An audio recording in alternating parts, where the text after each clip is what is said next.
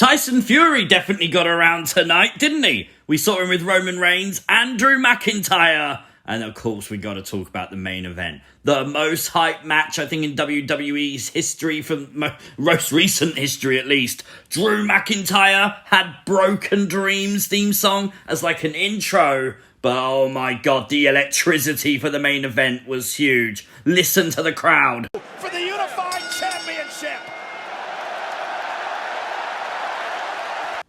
Just a huge pop. It didn't take long for Karrion Kross to try to get involved in the match. He was ringside with Scarlett, but it was Solo Sikoa making his main roster debut who made the biggest difference, pulling the referee out of the ring. Drew had the match won. Solo pulled the ref out, and of course it allowed Roman Reigns to retain his titles. The bloodline, bigger, stronger than ever before. Solo Sikoa is up. The crowd reaction said it all. And then we got whatever the fuck this was. What? I don't care if Tyson Fury does this in boxing. It didn't work for wrestling. Drew McIntyre just lost the biggest match of his career. Why is he singing and happy? I don't know. I don't know.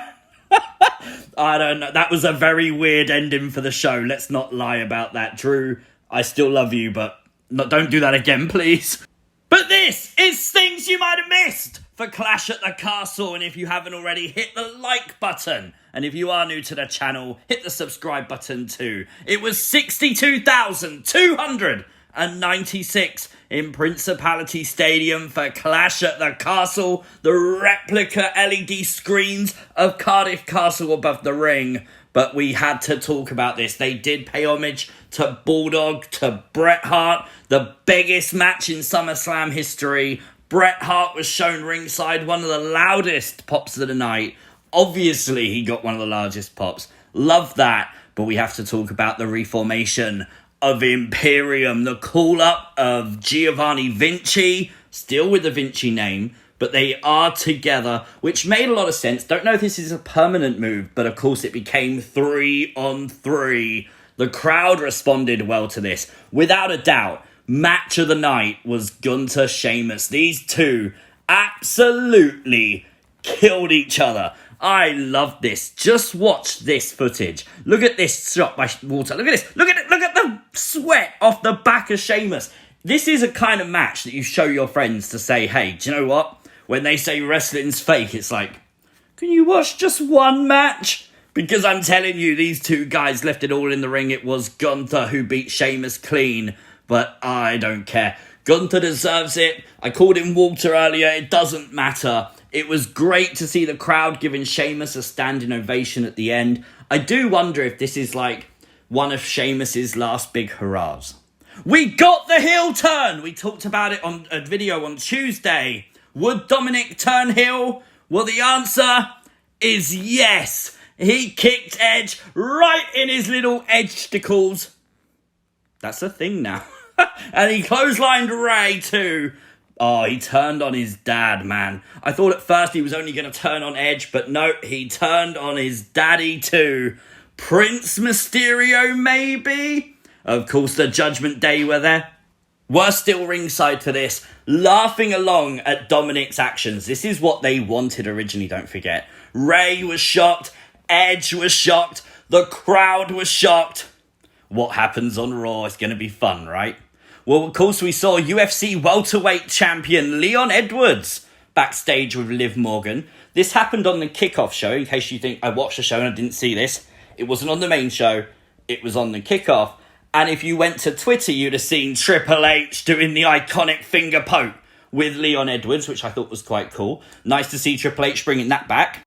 We had Liv Morgan in all white tonight. The all white delight, paying tribute to Sensational Sherry from SummerSlam 1992. I really like that. Paying homage again to another legend. And I like the build between Liv and Shayna. A lot of people haven't liked it. A lot of people didn't like the outcome of this match. But you gotta say, they built Shayna up to be a credible threat. It looked good. The match looked good. Shayna looked good. There's not much more WWE could have done because they still wanted Liv Morgan as the SmackDown Women's Champion, and I'm all here for it. Long live the SmackDown Women's Champion. Oh, hail, I love it. Royalty of British wrestling, Adrian Street and Miss Linda were in attendance tonight for Clash at the Castle. I love that too. Again, more paying homage to the people who built the UK wrestling scene. Great. We also had a kickoff match tonight. So Triple H bringing back some kickoff actions as the Street Profits and Madcap Moss took on the Alpha Academy and Theory. Theory would later get knocked out by Tyson Fury as he attempted to cash in. So there's his claim to fame from Clash at the Castle. Poor Austin Theory. He got his name back, by the way. We had video packages tonight for Cody Rhodes.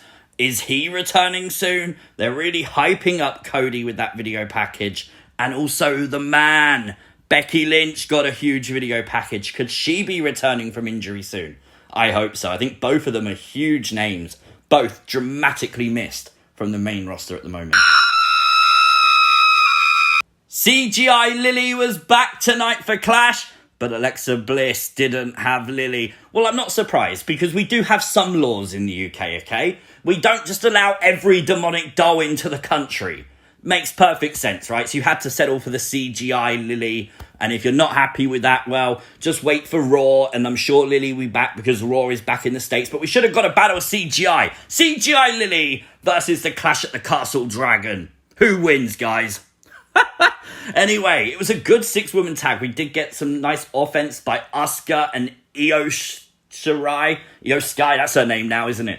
I thought this was fun. I need a one-on-one match between these two. Desperately, I love that. We also got a huge pop as Bianca Belair did the body press to Dakota Kai. Love that. Honestly, this match, I think it won't be remembered against others. With Bayley and that winning it too, the Hills winning it didn't help. But I do think it was a sleeper. I think it was a really, really good match. And now Bayley's pinned the Raw Women's Champion. Does she now get a shot at the title?